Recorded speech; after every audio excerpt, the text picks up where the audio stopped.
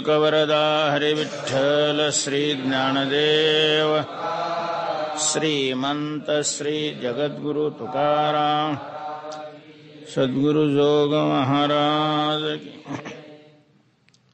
अलिंगन घडे मोक्ष सायुज्यता जोडे, ऐसा संतांचा महिमा झाली बोलायाची सीमा। तीर्थे पर्वकाळ अवघी पायापे सकळ, तुका म्हणे देवा त्यांची केली पावे सेवा। ऐसा संतांचा महिमा झाली बोलायाची सीमा। विष्णुमय जग या अभंगापासून जवळजवळ हे प्रकरण चालू आहे संतांचं। त्या संतांच्या महिम्याचं वर्णन करणारा हा अभंग आहे। या अभंगात तुकोबाराय संतांचा महिमा सांगतात। महिमा शब्दाचा अर्थ कार्य। ज्या वस्तूकडून जे कार्य होत असतं ते कार्यच त्या वस्तूचा महिमा मानला जातो। जगामध्ये ज्याही वस्तू उत्पन्न झालेल्या आहेत तर प्रत्येक वस्तूच्या ठिकाणी काही ना काही महिमा असतो। विचारसागरात अशी व्याप्तीच मांडलेली आहे की सफल वस्तूच जन्य असते। जिला फल नाही अशा प्रकारची वस्तू उत्पन्नच होणं शक्य नाही। ते पूर्वपक्षाने जीव ब्रह्मैक्य ज्ञान उत्पन्नच होणं शक्य नाही हे सांगत असताना त्यांनी ही व्याप्ती लावलेली आहे। किंवा प्रपंच सत्य असल्यामुळं ज्ञानाने दुःखाची निवृत्ती होत नाही, म्हणून ज्ञान दुःख बंध निवृत्तीद्वारा सुख देऊ शकत नाही। आणि ज्ञानाने दुःख होतं हे तर तुम्हालाही मान्य नाही, म्हणजे सुखही देत नाही आणि दुःखही देत नाही। आणि मग असं सुखही न देणारे दुःखही न देणारे वस्तू जगात उत्पन्नच नाही होत। कारण जी जन्य वस्तू असते ती सफल असते, सफल वस्तू जन्य असते। जरी आपल्याला नाही कळालं त्या वस्तूचं कार्य, आपलं अज्ञान आहे, म्हणजे त्या वस्तूमध्ये कार्य नाही असं नाही। किती पाऊस पडल्यानंतर वनस्पती उगवतात, प्रत्येक वनस्पती औषधी आहे। कोणत्या रोगावरती चालते, कशा प्रकारची प्रक्रिया करून तिला स्वीकारावं लागतं हे जरी माहीत नसलं तरी नाही असं नाही, प्रत्येक वस्तूचा महिमा असतो। विनोदाने एका सुभाषितकारांनी ढेकणाचा महिमा सांगितलेला। अलीकडे ढेकणं पण अल्पसंख्याकच झाली, पूर्वी फार असायची। हिवाळ्यात सुद्धा माणसं बाहेर झोपायची, घरात ढेकणं। पण हे सिमेंटची घरं झाल्यानंतर ज्या काही गोष्टी कमी, त्याच्यात विंचू पण आता अलीकडे पहिले इतके नाही दिसत, आणि ढेकणं पण नाही राहिले, बहुतेक डास वाढले। ढेकणाची जागा डासाने घेतली। ढेकणासारखी माणसं वाढले का? बरं ठीक आहे, काय तर ढेकणं तर त्यांनी सांगितलं की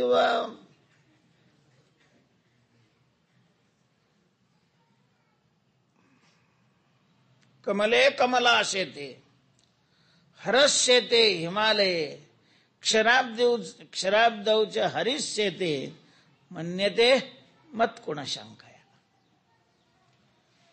आपण पाहतो जगातल्या सर्वश्रेष्ठ ज्या देवता आहेत, लक्ष्मी सर्वश्रेष्ठ आहे, शंकर सर्वश्रेष्ठ आहेत, विष्णू सर्वश्रेष्ठ आहेत, आणि हे जगातल्या सर्वश्रेष्ठ देवता असताना सुद्धा लक्ष्मी सतत फुलावर उभी असलेली दिसते। फुलावर का राहते? तर त्या फुलावर राहते की जे फुल पाण्यात उत्पन्न होतं। जमिनीवर उत्पन्न झालेल्या फुलावरही नाही, पाण्यातल्या फुलावर। विष्णू तर पाण्यातच राहतो, काही प्रश्न नाही। शांताकारम भुजग शयनम. सासरवाडीतच जास्त. आता एवढं मोठं स्वतःच्या घरची इस्टेट असताना हा सासरवाडीला का राहतो? भगवान शंकर हिमालय ते कैलास पर्वतावर सतत 12 महिने तिथं काय असतं? बर्फ असतं. अशा ठिकाणी का बरं राहतं ते? त्याचं कारण आहे. काय कारण आहे? हे ढेकणाला फार घाबरतात आणि मग ते ढेकणाला बहुतेक पोहता येत नाही. त्याच्यामुळे यांनी पाण्याचा आश्रय करून तिथं जाऊन राहिलेले. हा ढेकणाचा काय आहे? महिमा अशा प्रकारचा विनोदाचा भाग आहे. पण वस्तूमध्ये, प्रत्येक वस्तूमध्ये महिमा सारखा नसतो. त्या महिमेवरूनच वस्तू लहान की मोठी हे मोजलं जात.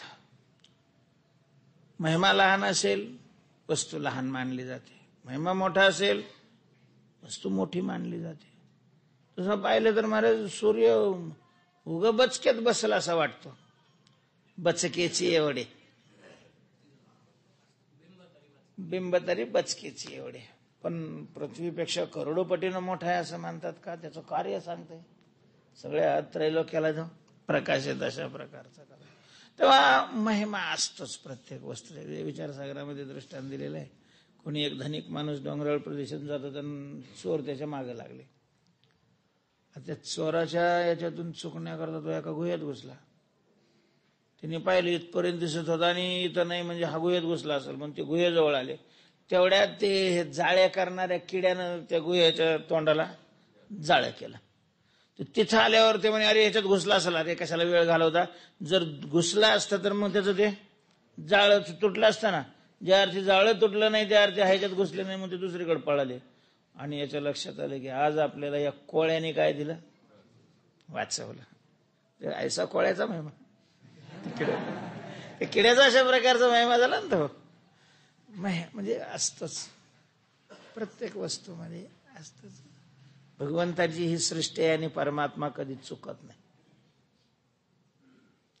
गुलेबाबा नेहमी म्हणायचे जो कधीच चुकत नाही त्याला काय म्हणावं? देव म्हणावं. देव कधीच चुकत नाही. काही मित्र असे गप्पा हानीत शेतात फिरायला गेले. दुपारची वेळ होती. एका झाडाखाली पडले. वर पाहिलं ते जांभळाचं झाड होतं. मोठं उंच अशा प्रकारचं जुनं असं कासरा त्याच्या खोडाला पुरत नव्हता एवढं मोठं झाड होतं जांभळाचं. आणि ते फळं पाहिली तरी एवढेले. झाड एवढं मोठं आणि फळं एवढेले. पर त्या काशीफळ भोपळ्याचं झाड, ते झाड काय असं वेल आणि फळं एवढेले. ते म्हणे देवाला काही कळत का नाही रे? जसं झाड तसं फळ असावं ना. मोठ्या झाडाचे फळं बी काय पाहिजे? मोठे पाहिजे. आणि छोट्याचे फळ छोटे पाहिजे. भोपळं जर लांबायला लागलं तरी वेलच तुटून जातो. त्याला मोठं फळ दिले आणि एवढा मोठं झाड आहे त्याला फळं एवढेले. काय कीर्तनकार सांगतात म्हणा देव कधी चुकत नाही. दुसरा म्हणला अरे असं नाही, आपल्याला काही गोष्टी लक्षात येत नसतात, पण जे ईश्वराने केलंय ते अगदी योग्य केलेलं. असं बोलतात एवढे हवा आली थोडी आणि अगदी वरच्या शेंड्यावरचं एक जांभळ वाऱ्याने निसटलं.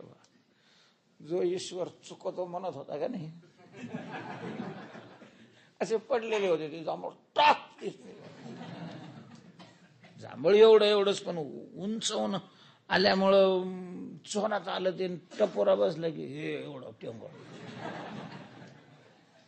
डोळ्याच्या ह्याच्या असे मध्ये बसलं. ते डोळा असा फुकला, डोळा दिसला.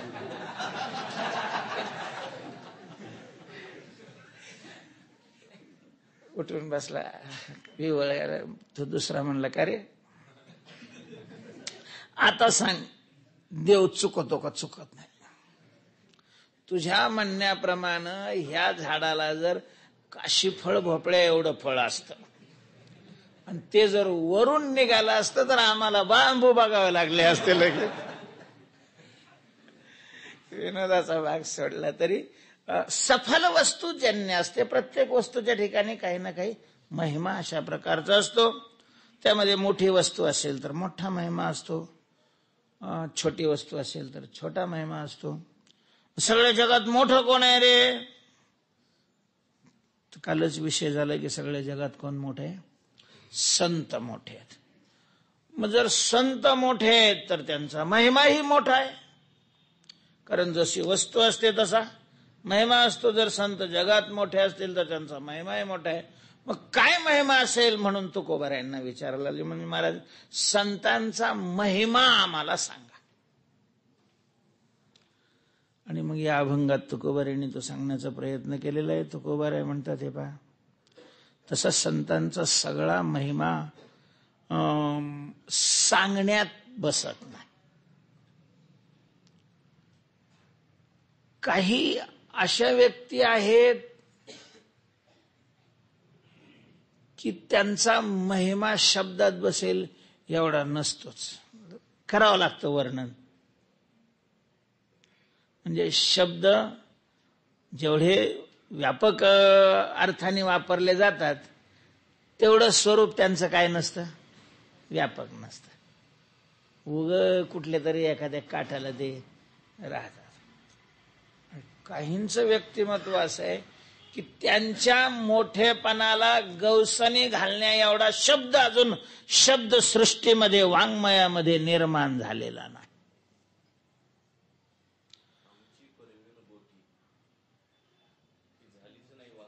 हा, आमची करवेल गोठी, ते झालीच नाही वाक्सृष्टी. अमृतानुभव आमचं वर्णन करेल अशा प्रकारची गोष्ट, असे शब्द शब्दसृष्टीमध्ये तयारच झालेले नाहीत. देवाचे महिमान पाहोनिया, स्तुती तै येई जे चांगावया, स्तव्य बुद्धीशी लया जाई जे का. तेव्हा अशा प्रकारचं संतांचं स्वरूप आहे.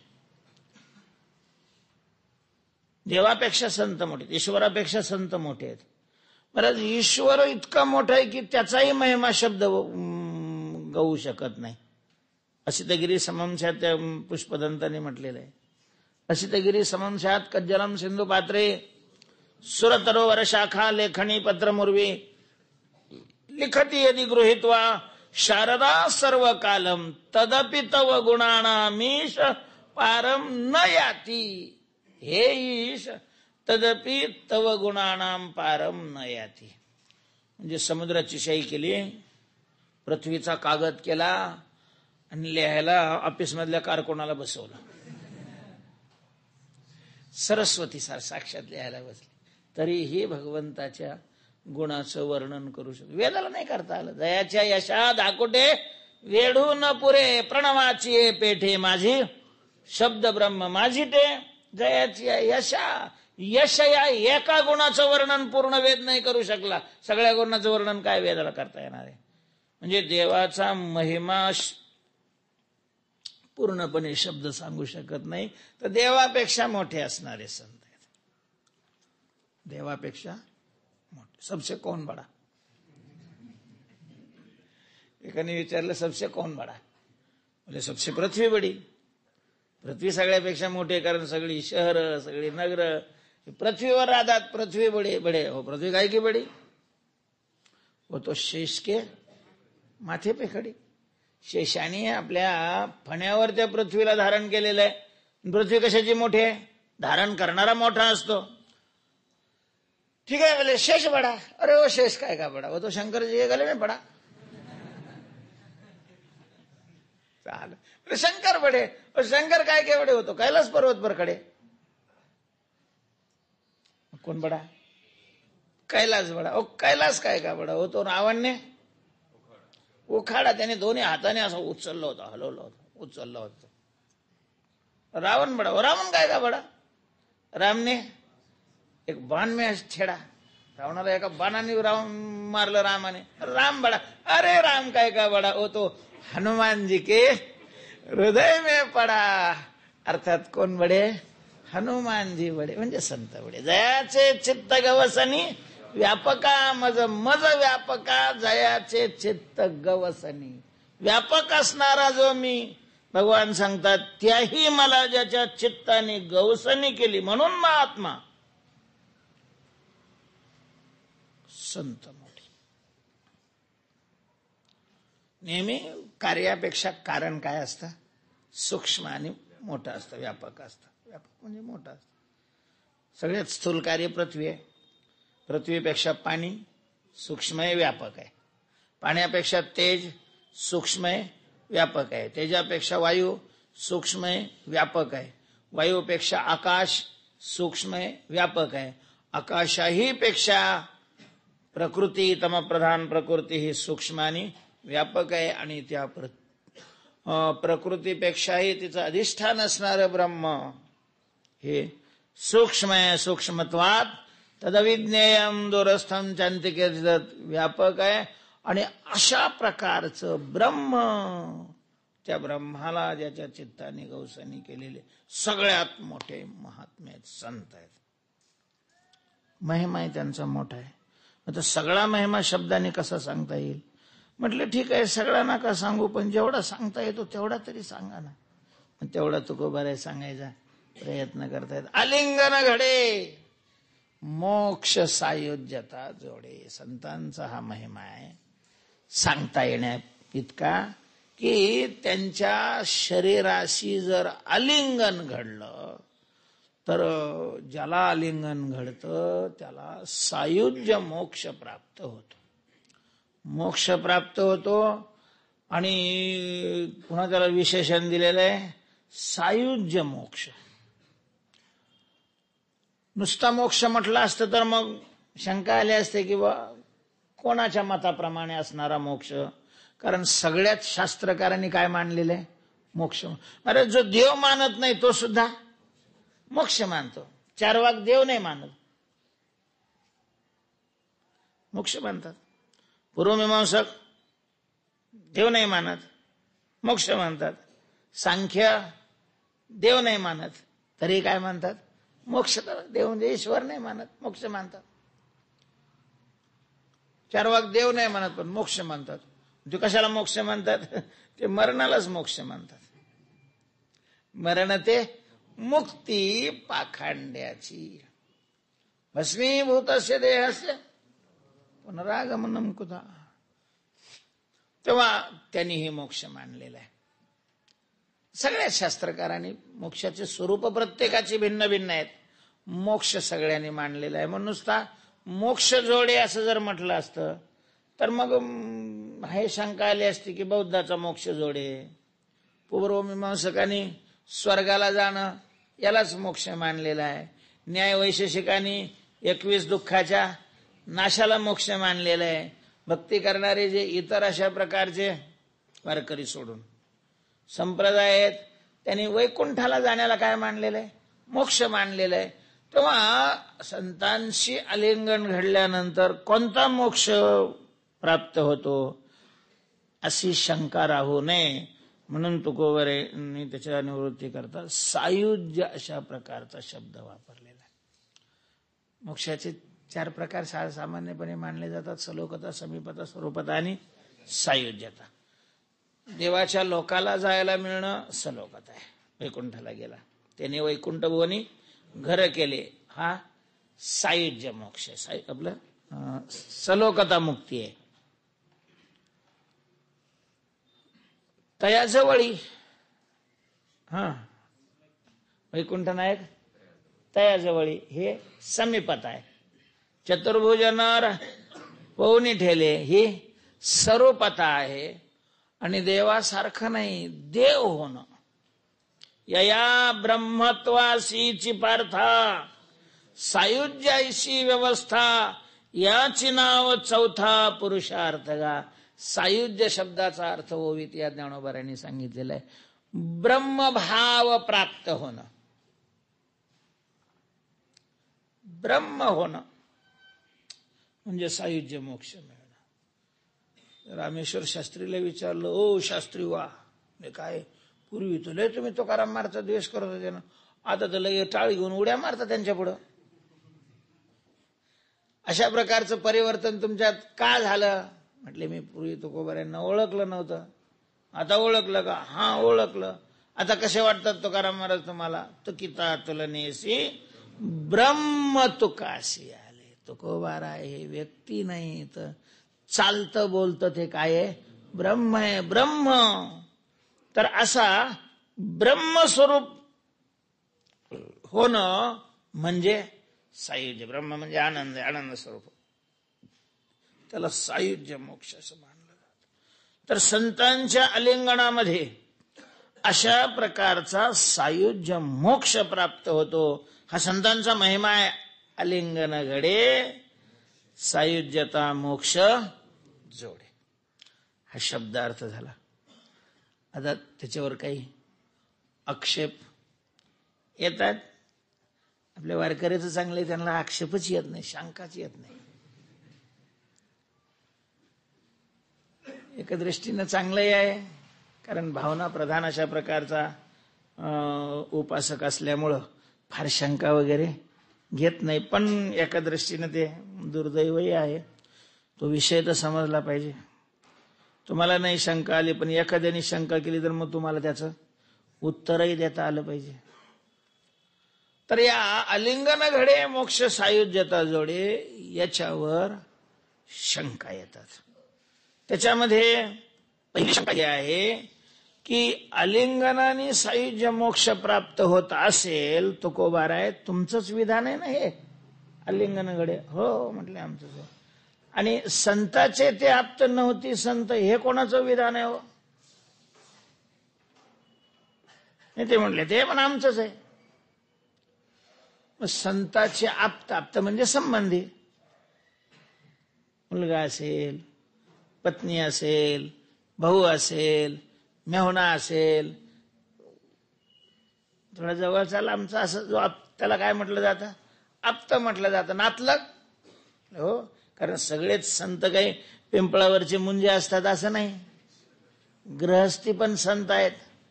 आणि मग गृहस्थी मनुष्य असला की त्याचं आलिंगन घडतच कोणाला ना कोणाला. आता मला नाही माहिती, आता मी कुठं लग्नाला जायचंच नाही असा नियम केल्यामुळे बऱ्याच वर्षापासून मी नाही कुठं लग्नाला वगैरे गेलो. पण लहानपणी मी पाहिलेलं आहे की त्या लग्नाच्या वेळेला एक भेटीचा कार्यक्रम असतो. आता ते कसोटीमध्येच होतं. आता हे एक दिवसीय खेळामध्ये आहे की नाही हे नाही मला सांगता येत. पण ते नवरदेव त्या हनुमंताच्या मंदिरात जाऊन बसला आणि ते दुसरा असा माग गेला की मधल्या कालावधीमध्ये ते लोक काय करतात? भेटतात. पाहुणे एकामेकाला म्हणजे घोगडं टाकलेलं राहतं, इकडचे तिकडचे ते पुढे येतात, गुलाल लाविते, दोघं भेट, असा भेटीचा कार्यक्रम म्हणजे आलिंगनच आहे ना. अशा कार्यक्रमाला गेल्यानंतर संतांना सुद्धा आलिंगन द्यावे लागत असतील. मग ज्यांना आलिंगन दिलं तर आलिंगन घडे मोक्ष सायुज्यता जोडे, मग त्यांना सायुज्य मोक्ष मिळायला पाहिजे. आणि संत कोणाला म्हणतात? ज्याला सायुज्य मोक्ष प्राप्त झालेला आहे त्यालाच काय म्हटलं जातं? संत. आणि मग तुम्ही संताचे ते आप्त कसे काय म्हणता?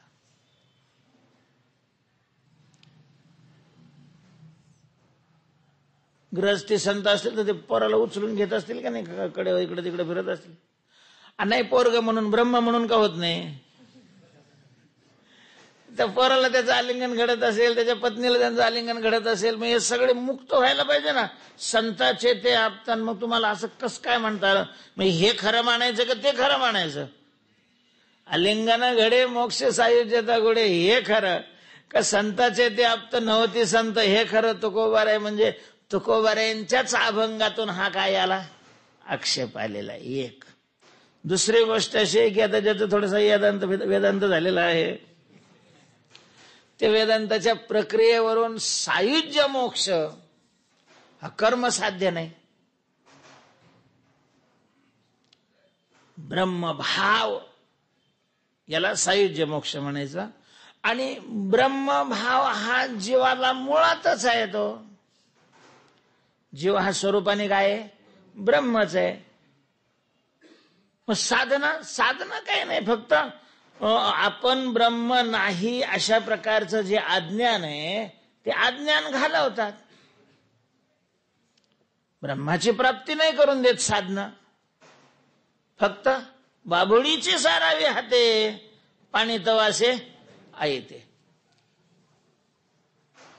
अज्ञान घालवतात. आणि मग अज्ञानाची निवृत्ती कर्माने होतच नसते. नाश्यनाशक भाव ठरलेला आहे. अज्ञानाची निवृत्ती कशाने होते? ज्ञानानेच होते. आणि म्हणून शास्त्रामध्ये, वेदामध्ये, संत वाङ्मयामध्ये दौंडी देऊन अशा प्रकारचं सांगितलं जातं. ज्ञानादेव तु कैवल्यम इति शास्त्रे ती दिंडी महा. ज्ञानोबाराय सांगतात, ज्ञानाची, ज्ञान नाही, ज्ञानाची सौरस मोक्षाचा तो. ज्ञाने विनयके उपाय करीसी जितुके ती गुंफिशी अधिके रुखी. ज्ञाना वाचून दुसरे जेवढे तो उपाय करशील त्या उपायाने या वृक्षाची निवृत्ती होणार नाही, तर तो वृक्षाला जास्त अशा प्रकारचा गुंफला जाशील. मुक्तिस्तु ब्रह्मतत्वस्य ज्ञानादेव न चान्यथा स्वप्रबोधम विना नैव स्वस्वप्न ही येते. आता पंचदशीकर सांगतात की आपण पाहत असलेलं स्वप्न हे जाग झाल्याशिवाय नष्ट होत नाही. तसं ब्रह्मभाव मुक्ती ही ज्ञान झाल्याशिवाय प्राप्त होत नाही. ऋते ज्ञाना न मुक्ती वेद म्हणतो. आणि तुकोबाराय म्हणतात मोक्ष सायुज्यता जोडे. वेदाच्या विरोधात कसं काय तुकोबाराय सिद्धांत मांडतात? ते रामेश्वर जास्ती चिडला होता, त्याच्यामुळे चिडला होता पहिल्यांदा. वेदाच्या विरोधात तुकोबारायने असा सिद्धांत कसा मांडला की आलिंगन घडे. कारण आलिंगन हे काय आहे? आलिंगन म्हणजे भेट, संयोग. मग तो संयोग, संयोगाचे दोन प्रकार आहे, कर्मसंयोग आणि संयोग संयोग. अन्यतर कर्मसंयोग आणि उभयतर कर्मसंयोग. कर्मसंयोगात पुन्हा अशा प्रकारचे हे दोन प्रकार आहेत. शास्त्रीय किचकट शब्द आहेत, पण एकाच्या क्रियेनं भेट होईल किंवा दोघाच्या क्रियेनं. टकरीमध्ये दोन हल्याची म्हणा किंवा बैलाची टक्कर असते, त्यावेळेला त्यांच्या मुंडक्याचा काय असतो? संयोगच असतो ना. तर तो दोघांच्या क्रियेनं होतो. एखाद्या आता हे असा हात ठेवला, आता हाताचा आणि भिंतीचा काय झाला? संयोग झाला. हा एकाच्या क्रियेनं झालेला आहे. अन्यतर कर्म संयोग अशा प्रकारचं म्हणतात. आता याचा संयोग झाल्यानंतर मग शरीराचा आणि त्याचाही संयोग झाला, त्याला संयोगच संयोग म्हणतात. कोणताही संयोग असला तरी त्याचं मूळ कशात आहे? कर्मामध्ये. म्हणून आलिंगन म्हणजे कर्म आहे. कर्माने सायुज्य मोक्ष कसा प्राप्त होईल? कर्माने काहीच प्राप्त होत नाही असं नाही. कर्माने प्राप्त होतं. कर्माला फल आहे. ते 5 प्रकारचं फल सांगितलेलं आहे शास्त्रामध्ये कर्माचं. कर्माने उत्पत्ती होते, कर्माने नाश होतो, कर्माने प्राप्ती होते, कर्माने विकार आणि कर्माने संस्कार, असे 5 प्रकारचे फल. पण मोक्ष या 5ही फलामध्ये बसत नाही. एखाद्याने माती आणली, चिखल केला, तोडावला, हे फिरवलं, चिखल त्याच्यावर टाकला तर काय तयार होतो? घट तयार होतो. आता घट कोण करतंय? घट नाही, जाऊ द्या. पीठ घेतलं, पाणी टाकलं, मळलं, लाटलं, तव्यावर टाकलं, झाली तयार पोळी. कर्माने पोळीची उत्पत्ती झाली. असं उत्पत्ती रूपी फल कर्माने प्राप्त होतं. पण हा मोक्ष आहे ना, हा साधी नाही, जन्य नाही. तो काय आहे? अनादि आहे. अनादि. अनादि जे मुक्तता आपुली असे पंडुसुता. त्यामुळे उत्पत्ती रूपी कर्माचा काही उपयोग नाही.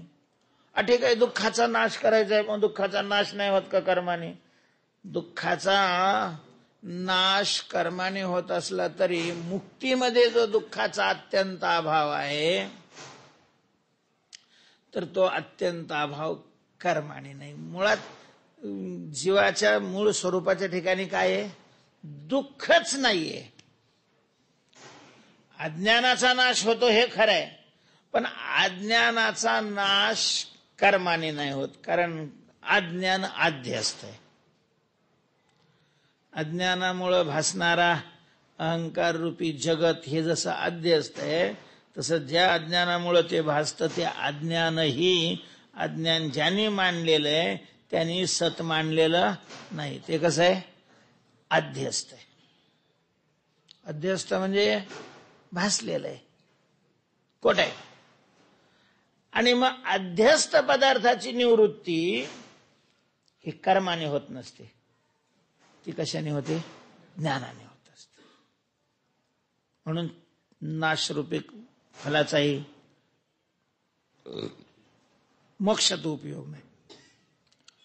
प्राप्ती आपण गमन केलं, एखाद्या गावाची घराची प्राप्ती होते. तसं मोक्ष नावाचं एखादं गाव नाही की चालत गेल्यानंतर मग ती भेटल. मोक्षस्य नहि वासोस्ति न ग्रामांतरमेव वा अज्ञान हृदय ग्रंथी छिद्यन्ते मोक्ष इति स्मृता. तर हृदय ग्रंथीचा नाश होणं याला मोक्ष म्हणतात. त्यामुळं गमनरूपी क्रियेचाही त्याच्यात फायदा नाही. विकार, मोक्षामध्ये परब्रह्म रूपता आहे आणि परब्रह्म निर्विकार आहे. त्याच्यामुळं भाकर आपण चुलीवर टाकली, पहिल्यांदा कच्ची असते, त्या टाकण्याच्या आणि जाळ लावण्याच्या कृतीमुळं ती काय होते? पक्व होते. याला विकार म्हणतात. पण हे निर्विकार आहे. विकाररूप कर्माचाही फायदा होत नाही, विकाररूप फलाचाही तो मोक्ष बसत नाही. संस्कार, त्या संस्काराचे दोन प्रकार आहेत, दोषापनयन आणि गुणाधान. ते दोषापनयनाचाही काही उपयोग होत नाही, कारण ब्रह्माच्या ठिकाणी कोणता दोषच नाही, नित्य शुद्ध बुद्ध मुक्त. आणि निर्गुण असल्यामुळं गुणाधानाचा उपयोग नाही, म्हणजेच मोक्ष कर्माच्या फलात बसत नाही. म्हणून कर्माने मोक्ष प्राप्त होत नाही, कर्माने चित्त शुद्धी होते. मोक्ष प्राप्तीच्या साधनाचा तो अधिकारी बनतो. इथपर्यंत कर्म ठीक आहे, प्रत्यक्ष मोक्ष प्राप्त करून देण्यात कर्माचा काही उपयोग होत नाही. म्हटलं भगवंतांनी कसं काय म्हटलंय? कर्मणैव हि संसिद्धी. भगवंताच्या म्हणण्याचा भाव, देवाच्या म्हणण्याचा भाव बघायचा असेल तर ज्ञानेश्वर महाराजाकडे बघायचं. कारण तू देवाचे मनोगत दाविता अशी मूर्त. ज्ञानोबारायांनी त्याच्यावर विश्लेषण करताना काय लिहिले माहितीये? सांगा. देख पा जनकाधिक कर्म जाता शेक न सांडिता मोक्ष सुख. कर्मानी मोक्ष सुख प्राप्त होतं असं नाही म्हटलं ज्ञानोबारायांनी. ज्ञानोबारायांनी पा कसे बरोबर कर्म सोडलं नाही त्यांनी तरी मुक्त झाले, म्हणजे कर्माने मुक्त झाले असं नाही म्हटलेलं. कर्म करत करतच ते मुक्त झाले. अर्थात ज्ञानाने, मोक्ष ज्ञानानेच प्राप्त होतं. आणि मग आलिंगन हे तर कर्म आहे, मग कर्माने मोक्ष कसा मिळेल? अशा प्रकारची शंका आहे. त्यामध्ये पहिली शंका आहे की जर आलिंगनाने मोक्ष मिळत असेल तर ते ज्यांना ज्यांना त्यांचं आलिंगन झालं ते मुक्त का झाले नाही? आणि दुसरी शंका आहे आलिंगन हे कर्म आहे, कर्माने सायुज्य मोक्ष कसा प्राप्त होईल? या दोन संख्येचा आपण आहे त्या वेळेमध्ये, दुसऱ्या दिवशी नाही ठेवणार मी अभंग, रोज एक अभंगाचं चिंतन करायचं ठरवलेलं आहे. तर त्याचं उत्तर हे आहे दुसऱ्या शंकेचं.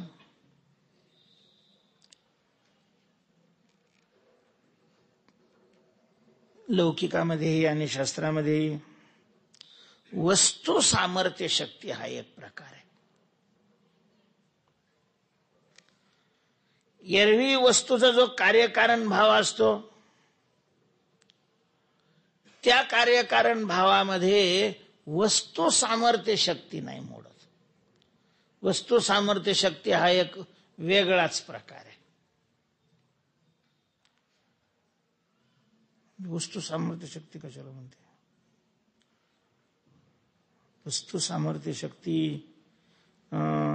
मी काही प्रत्यक्ष प्रयोग नाही केला, पण मी ऐकलेलं आहे, भाऊंच्याकडूनच ऐकलेलं आहे. तुम्हाला लागलं तर तुम्ही बघा करून, नाही झालं तसं तर मग मी नाही सांगणार असलं. आपले मृदंगाला जे धूमपान असतं ते कशाचं असतं? शेळीच्या कातड्याचं असतं, आणि तेही मेलेल्या नाही. मेलेल्या शेळीचं कातड्या लावलं का ते वाजतच नाही. त्याला ते मारलेल्या शेळीचं लागतं. ते वापरावं नाही वापरावं ते नाही मला माहिती, पण जिवंत शेळीचं म्हणजे कापलेल्या शेळीचं ते चमडं असतं. आता धूमपान फुटत नाही असं नाही, पण मग आडवं तिडवं वाजवलं किंवा ते कणिक काढताना पातळ झालं, नंतर ते धूमपान फुटतं. असे 50 पकवाज ठेवायचे शेळीच्या चमड्याचे धूमपान असलेलं, आणि लांडग्याच्या चमड्याचं एक धूमपानाचा पकवाज आणायचा, आणि ते त्याच्याजवळ नुसतं त्याच्यावर अशी थाप टाकायची. इकडं थाप टाकले की तिकडं सगळे फटाक करून ते चमडे फाटतात. असं मी ऐकलेलं आहे. त्याला हात लावायचा नाही, त्याला त्याची कणिक काढायची नाही, काहीच नाही करायचं, तरी ते काय होतात? फाटतात. हे काय आहे? याचं नाव आहे वस्तू सामर्थ्य शक्ती. तुम्ही पाक विंचू असा चालला तर कसा रुबाबात चालतो. म्हणजे मोदींनी मंत्र्याच्या गाड्यावरचे लाल दिवे काढले असले तरी त्याचा रुबाब अजून नाही कमी झालेला. तुम्ही 50 माणसं बी त्याला मारायला टपलेले असले तरी त्याची ती नांगी अशीच असते. पण जर त्यांनी पाल पाहिली की लगेच अशी होऊन जाते. म्हणजे त्या पालीनं त्याच्याकडे पाहिलंय नाही, त्याला खाल्लंय नाही, आक्रमणही केलं नाही, काहीच नाही केलं, फक्त त्यांनी काय केलंय? पाल पाहिली की लगेच त्याची अशी होऊन जाते. हे काय आहे? याचं नाव वस्तू सामर्थ्य शक्ती. अशा प्रकारचे मी परिसाचा वगैरे दृष्टांत दिला देत नाही, कारण परिस नाहीच आहे आपल्याकडे कोणाकडं. वाङ्मयामध्ये आहे त्याचं वर्णन, प्रत्यक्षात काय आता मला तरी नाही माहिती, कोणाकडे असलं तुमच्याकडे असलं तर मला नाही माहिती, मला नको पण आहे, कारण आपल्याला त्या परिसापेक्षा चांगला परिस समोर बसलेले भेटलेले आहेत, त्याच्यामुळे त्या परिसाची आवश्यकताही नाही. वस्तू सामर्थ्य शक्ती काय असते? दोन्ही आणखीन एक दृष्टांत सांगितलं होता. रामलिंग नावाचं क्षेत्र एलसी जवळ दरीमध्ये पूर्वी जंगल होतं, आता जंगल कुठं शक्यतो राहिलंच नाही. तिथं माकडं आहेत, आजही माकडं आहे. तर एके दिवशी तिथं वाघ आला. माकडं अशी बिलिंदर, त्यांना धोका कोणापासून असला एरवी त्यांच्यात बरेच गटतट असतात, पण नंतर लगेच सगळे एकत्र होऊन जातात. मी तिथं काही दिवस राहिलोय, मला माहिती. एक मोठं वानर आलं होतं. माकडे लहान असतात आकाराने, मोठं वानर ते असं माकडाला ताणायला लागलं. एक दिवस ते त्याचा त्रास घेतला. दुसऱ्या दिवशी सगळे माकडं एकत्र आले आणि असं पळवून लावलं त्याला, पुन्हा ते अजून नाही आलं तिकडे. सगळे एकत्र येतात. ते वाघ आला. वाघ आल्यानंतर ते एका माकडाने पाहिलं, ते किलकिल किलकिल कसा तरी आवाज काढला. सगळी माकडं एकत्र आली आणि ते एका झाडावर बसले. मंदिराच्या शेजारी चाफ्याचं झाड आहे, त्या झाडावर बसले. आता ते वाघाला काय, ते फिरत फिरत त्या झाडाखाली आलं. तो वाघ झाडाखाली, माकडं वरती खाली आलं. खाली आल्यानंतर महाराज पटापट वरून खाली त्याच्या अंगावर समोर पडले. त्याला त्यांच्याकडे जायची बी नाही गरज पडली, त्यानेच उडी टाकले त्याच्यासमोर. असं कसं काय? वस्तू सामर्थ्य शक्ती याला म्हणतात, त्या वस्तूची. तसं संतांचा हा महिमा आहे, त्यांची वस्तू सामर्थ्य. बरेच लोक अशी शंका करतो, रेडा कस काय वेद बोलला असेल? मुळात रेड्याला बोलताच येत नाही, आणि इथं माणसाला वेद तर लय लांब झाला, गीता बोलता येईना गेली. 4-6 वर्ष राहणारे किती शुद्ध गीता म्हणतात, हा संशोधनाचाच प्रश्न आहे. रेडा कस काय बोलला असेल वेद? तर रेड्याचा प्रश्न नाही, ही ज्ञानोबांची काय आहे? ती वस्तू सामर्थ्य शक्ती आहे. वस्तू सामर्थ्य शक्ती मानावीच लागते महाराज, मानावीच लागते. तशी संतांची ही वस्तू सामर्थ्य शक्ती आहे की जे कर्माने प्राप्त होत नाही, ज्ञानाने प्राप्त होतं, अशा प्रकारचा मोक्षही संतांच्या आलिंगनात प्राप्त होतो. हे एक उत्तर. पण कार्यकारण भाव मानणारला हे उत्तर पटत नाही. तर त्याचं दुसरं उत्तर असं आहे की इथं आलिंगन घडे म्हटलंय, आलिंगन दिये नाही म्हटलेलं, आलिंगन होये नाही म्हटलेलं, आलिंगन घडे म्हटलेलं आहे. हे 3 क्रियापद आहेत पहा, करणं, होणं आणि घडणं. कर्त्याच्या अधीन जी क्रिया असते त्याला कर्ण म्हणतात. कर्तृत्वावर जे फल अवलंबून असतं त्याला कर्ण म्हणतात. दैवावर जे फल अवलंबून असतं प्रारब्धावर त्याला होणं म्हणतात. म्हणून लोक लग्न केलं म्हणतात, पोरं केली असं नाही म्हणत, पोरं झाली म्हणतात. याचा अर्थ लग्न झाल्यावर मुलं होतीलच असं नाही, मुलगा झाला म्हणतात. म्हणजे तिथं कोणाचा संबंध आला? प्रारब्धाचा संबंध आला. आणि जिथं प्रारब्ध आणि कर्तृत्व दोन्हीही कमी पडतात, ईश्वराची कृपा कारणीभूत असते, तिथं घडणं शब्द येतो. घडणं, असं घडलं वा, घडणं. आणि मग ज्यांनी साधना केलेली आहे, ज्याच्यावर देव प्रसन्न झालेला आहे, देवाची कृपा झालेली आहे, मग जेवायला ज्या वेळेला एखाद्याला मुक्त करायचं त्याला संताशी आलिंगन तो घडवतो. कारण ज्ञानाने मोक्ष प्राप्त होतो हा सिद्धांत आहे. तर ज्ञान या शब्दाचा अर्थ तदाकार वृत्ती. ज्ञान, ज्ञान म्हणजे काय? तदाकार वृत्ती. आणि ही तदाकार वृत्ती प्रत्यक्ष प्रमाणाने नाही होत, ही शब्द प्रमाणाने होते. पण नुसत्या शब्द प्रमाणाने ही तदाकार वृत्ती होत नाही, त्या शब्दाबरोबर संतांची कृपा लागते. नाही तर मग ते शब्द पुस्तकातही आपण वाचतो, पुस्तकात वाचून तदाकार वृत्ती कुठं होते? गुरु पदाला लायक नसणाऱ्या व्यक्तीकडूनही ते शब्द ऐकले जातात, त्याही वेळेला तदाकार वृत्ती होत नाही. तदाकार वृत्ती होण्याकरता संतांच्या कृपेची शक्ती लागते. आणि अशी कृपा करण्याचे जे काही प्रकार आहे त्याच्यामध्ये आलिंगन हा एक प्रकार आहे. मग सावळा सकंकन बाहू पसरोनी दक्षिण आलिंगीला स्वशरण भक्तराज. आणि मग त्या आलिंगनात ते हृदय घातले. अशा प्रकारचं आलिंगनाच्या माध्यमातून कृपा करतात. कृपेनं साक्षात्कार वृत्ती तदाकार होते आणि जीवाला सायुज्य मोक्ष प्राप्त होतो. मग पाहुण्या रावळ्याला, पोरांना, पत्नीला आलिंगन देताना का होत नाही? तर ते घडत नाही, ते दिये असतं. ते तर आहेच म्हणा, त्यांचा अधिकार नसतो, त्यामुळे खापराला परीस काही करू शकत नाही. तसं त्याचा अधिकार, तैसे चित्त शुद्ध नाही तेथे बोध करेल काय, त्याचं बोध काय करणार आहे. पण मग त्याच्यात काय होतं, संतांचा महिमा थोडासा कमी होतो.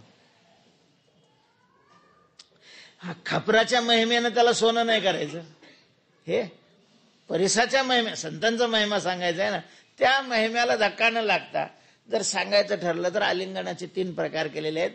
आलिंगन देणं म्हणजे कपटी आलिंगन, विषयी आलिंगन आणि प्रेमी आलिंगन. अफजल खानाचं आणि शिवाजीराजांचंही आलिंगन घडलेलं होतं. मुक्तच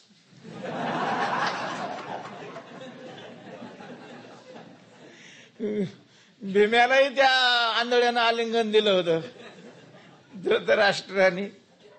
भीमा मला भेटायचं, सगळे मेल्यावर हे दर्शनाला गेले होते. आणि ते ही तो ऐकतच होता ना, भीमेने ह्या पोराला मारलं, भीमेने त्या पोराला, त्याच्यात कळस सगळ्यात केला होता त्याने दुर्योधन आणि दुःशासनाला मारताना. म्हणजे अधर्माण्यासारखं मारल्यासारखंच केलं होतं. त्याच्यामुळं असं तळतळत होतं म्हातारं. महाराज इतक्या वयात सुद्धा तेवढी ताकद किती होती त्याची. भीमाची ताकद सगळ्यात ताकदवान भीमच होते ना, त्याच्याही पेक्षा त्याची ताकद होती. आणि म्हणे मग भीमा मला भेटायचं, त्याला तूच आहे आता माझा, कोण आहे दुसरं. चाललं बा भगवान होते. त्या दुर्योधनाने गदायुद्धाचा अभ्यास करण्याकरता एक लोखंडाचा पुतळा तयार केला होता त्याच्यासारखाच. त्यांनी तो पुतळा त्याच्या पुढे आंधळे तर होते, पुन्हा राग आलेला होता. राग आलेल्या माणसाची अक्कल सगळी नष्ट झालेली असते. क्रोधात भवती सम्मोहा. ते त्यांनी ते पुढं उभं केलं. काय म्हणत होता कोणास ठाऊक. काकाश्री आलोय मी. आला तो लगेच उठलो आणि जे धरलो महाराज त्या लोखंडाचा पुतळा, पण त्याचं पीठच केलं. सगळेच अवाक झाले. भीमा लागला. कृष्णाने सांगितलं, भीम्या जर लोखंडाचं पीठ होतंय तुझं थालपीठच झाला. तेव्हा ते हे आलिंगन कपटी आलिंगन आहे. पाहुण्या रावळ्यानं दिलं ते मोहाचं आलिंगन आहे. आणि त्याच्याविषयी प्रेम अंतःकरणात निर्माण होऊन कृपा करावी अशा उद्देशाने जे दिलेलं आलिंगन आहे ते प्रेमालिंगन आहे. असं आलिंगन ज्या वेळेला घडलं जातं त्यावेळेला सायुज्य मोक्ष प्राप्त होतो. असा संतांचा महिमा आहे. संपलेला नाही, पण बोलण्याची सीमा संपलेली आहे. झाली बोलायाची सीमा. संतांचं शरीराचा हा महिमा आहे. त्या शरीराजवळ तीर्थे पर्वकाळ अवघी पाया पेसक. सगळी तीर्थ सगळे पर्वकाळ त्यांच्या पायाजवळ येतात. पायाजवळ येतात याचा अर्थ असा आहे की त्यांची जर सेवा केली तर सगळ्या तीर्थाचं स्नान केल्याचं आणि सगळ्या पर्वकाळाचं ज्या प्रकारचं कर्म केल्याचं पुण्य प्राप्त होतं. असं फलबल न्यायाने तीर्थे पर्वकाळ अवघी पाया पेसकळ असं म्हटलं तरी चालतं. किंवा सगळ्या तीर्थात पर्वकाळाचं जे पावित्र्य आहे ते पावित्र्य त्यांच्या चरणाजवळ असतं. अशा प्रकारची जे संत आहेत त्यांची जर आपण सेवा केली तर ती सेवा देवाला प्राप्त होते. वेगळी देवाची सेवा करावी लागत नाही. देवाची सेवा करणाऱ्याला वेगळी संताची सेवा करावीच लागते. त्याच्याशिवाय जीवन परिपूर्ण होत. यस्य देवे पराभक्तीर यथा देवे तथा गुरव. पण संतांची जर कोणाला सेवा घडली असेल तर त्याला वेगळी देवाची सेवा करायला लागत नाही. पण देवाची सेवा केल्याशिवाय संतांची भेटच होत नाही. हा त्याच्या पाठीमागचा हा भाग आहे. त्यांची सेवा ही देवाला प्राप्त होते. कारण त्यांच्या रूपाने समोर कोण असतो? देवच अशा प्रकारचा असतो. जसं गर्भवती बाईला जर जीव घातला तर आपोआप त्या गर्भाला जीव घातल्याचं श्रेय मिळतं, तसं संतांच्या सेवेत देवाची सेवा घडते. तुका म्हणे देवा त्यांची केली. कुंडली